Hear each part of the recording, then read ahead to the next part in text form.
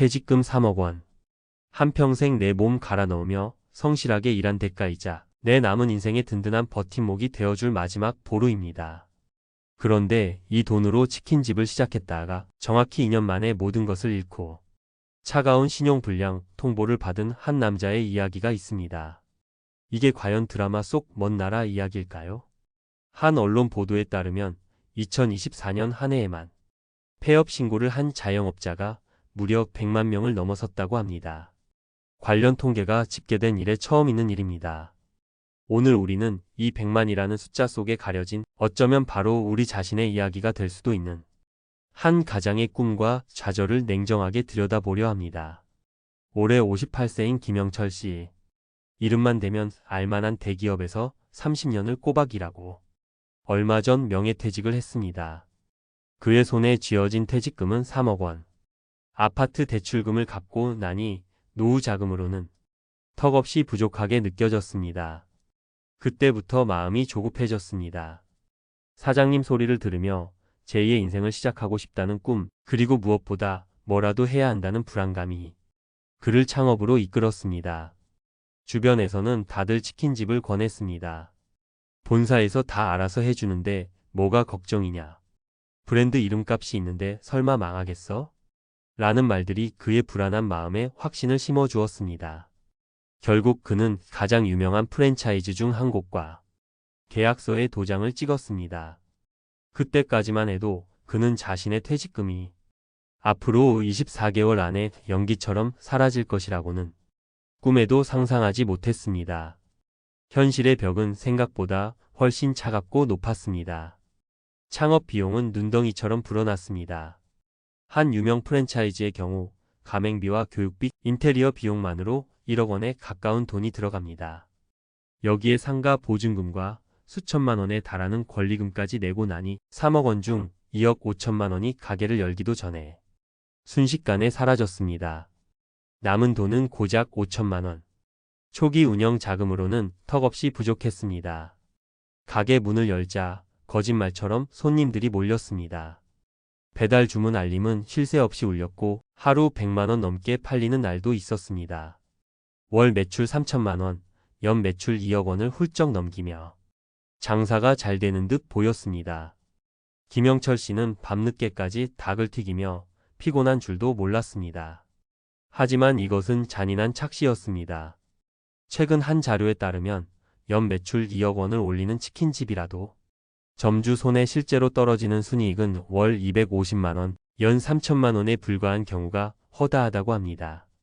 건당 6천 원에 육박하는 배달 앱 수수료, 끝없이 오르는 원자재 값, 매달 꼬박꼬박 나가는 월세와 관리비, 인건비를 모두 제하고 나니 남는 게 없었습니다. 결국 김영철 씨는 하루 12시간 넘게 기름 냄새와 싸우고도 아르바이트생 월급도 채 못 버는 끔찍한 현실에 직면하게 된 것입니다. 수입은 줄고 지출은 그대로이니 마지막 희망이었던 운영 자금 5천만 원은 몇 달 만에 바닥을 드러냈습니다. 당장 다음 달 월세와 직원 월급이 걱정되기 시작했습니다. 그는 부족한 돈을 메우기 위해 제2금융권의 문을 두드렸습니다. 일부 프랜차이즈 본사는 부족한 창업 자금을 10%가 넘는 고금리 대출로 연결해 주기도 합니다. 창업의 문턱을 낮춰주는 달콤한 유혹이지만 이는 결국 점주를 피제 늪으로 밀어넣는 잔인한 덫이 됩니다. 결국 2년을 채 버티지 못하고 가게를 내놓았지만 이미 동네마다 치킨집이 넘쳐나는 과포화 시장에서 가게를 인수하겠다는 사람은 나타나지 않았습니다. 쌓여만 가는 빚을 더 이상 감당하지 못한 그는 결국 폐업 신고서에 도장을 찍었고 얼마 뒤 신용불량자가 되었다는 통보를 받았습니다. 자, 지금까지 우리는 성실했던 한 가장이 무너지는 과정을 지켜봤습니다. 여러분이라면 이 상황에서 다른 선택을 하셨을 것 같나요? 하지만 지금부터가 진짜 중요합니다. 이것은 단순히 운이 없었던 김영철 씨 개인의 잘못만은 아니기 때문입니다. 여기에는 우리 사회 은퇴자들이 공통적으로 빠지는 구조적인 함정이 숨어 있습니다. 첫 번째 원인은 준비되지 않은 조급함입니다. 한국은행의 한 보고서에 따르면 60대 창업자의 평균 창업 준비 기간은 9개월 남짓으로 다른 연령대에 비해 현저히 짧습니다.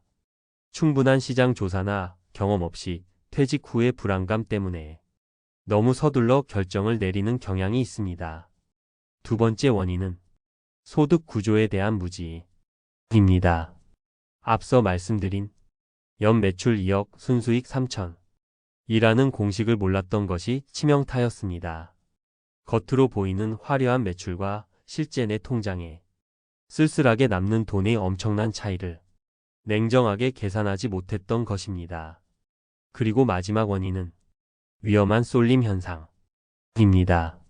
실제로 60세 이상 고령 자영업자 10명 중 7명은 경쟁이 가장 치열하고 이익률은 낮은 숙박음식, 도소매 등 취약 업종에 종사하고 있습니다. 이런 현실 속에서 성공하는 것은 어쩌면 낙타가 바늘 구멍을 통과하는 것만큼이나 어려운 일일지 모릅니다. 김영철 씨의 입사 동기였던 박성진 씨. 그 역시 퇴직 후 창업을 심각하게 고민했습니다.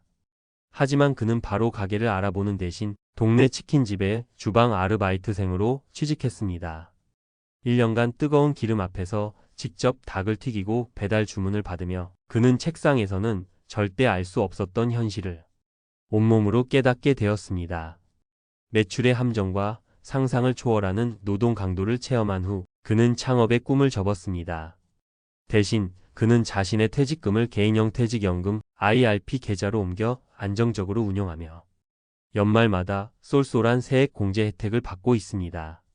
그리고 현재 살고 있는 집으로 주택연금을 신청해 매달 연금처럼 고정적인 생활비를 받으며 마음 편한 노후를 보내고 있습니다. 비록 사장님 소리는 듣지 못하지만 그는 자신의 피 같은 퇴직금을 온전히 지키며 스트레스 없는 제2의 인생을 살고 있습니다. 그렇다면 우리는 이 비극적인 함정에 빠지지 않기 위해 무엇을 해야 할까요? 내 퇴직금을 안전하게 지키는 현실적인 방법 3가지를 제안합니다. 첫째, 계산기부터 두드려 보십시오. 프랜차이즈 본사가 제시하는 장밋빛 매출 전망이 아니라 배달 앱 수수료, 각종 세금, 인건비, 그리고 예상치 못한 비용까지 모두 제외한 최악의 시나리오를 기준으로 실제 순수익을 집요하게 계산해야 합니다.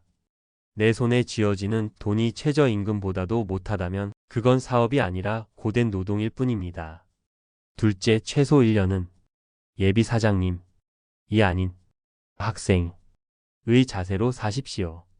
내가 창업하려는 업종에서 직접 직원으로 일하며 그 생태계를 몸으로 익히는 것이 수천만 원짜리 컨설팅을 받는 것보다 훨씬 낫습니다. 특히 성공한 사장님보다 안타깝게 폐업한 사장님들을 찾아가 그들의 실패담을 직접 듣는 것이야말로 가장 값진 공부가 될 것입니다.